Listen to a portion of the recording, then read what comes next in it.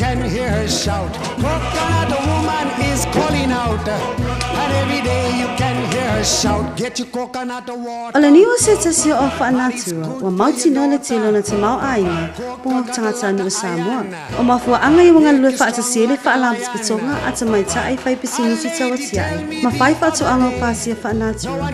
E tau sa ili eise make ti whafu mo Samoa. E ta ua maunga tele ngau sia sua u mai o whaanatua. Ona leo whaonga ina ini vai la awa ona, ma ua to tele tangata lalangi ulantu whaonga ina.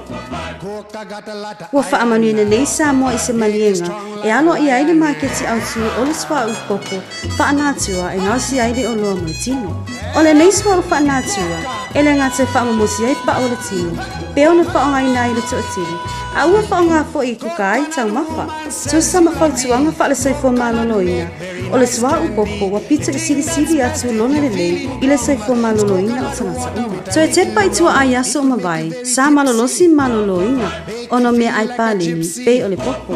Whaatustuse la i ona poni, wa matua whaatuptupula ia whaama e matautia, e pei o mai suka, mai fatu, male tino puta. E tasi lava le fo e psaswani e whaititi ai nei whaamai, ia toi fo i tangata uma, e tau mafa, ma whaonga, ma ngau sia tau mafa whaanatua, e le aini vai la au, e ono a fiai. Monisi whaamatalanga, whaaso tai whalaptonga, ta mai tai whai pisinisi, numera lua ta siiva le maiva, i teini whaina renga. O le nei whasalaunga ua langolangoina malosi, e le Samoa tau, te sosoani malosi, i nuu ina ia ola, ma tinae.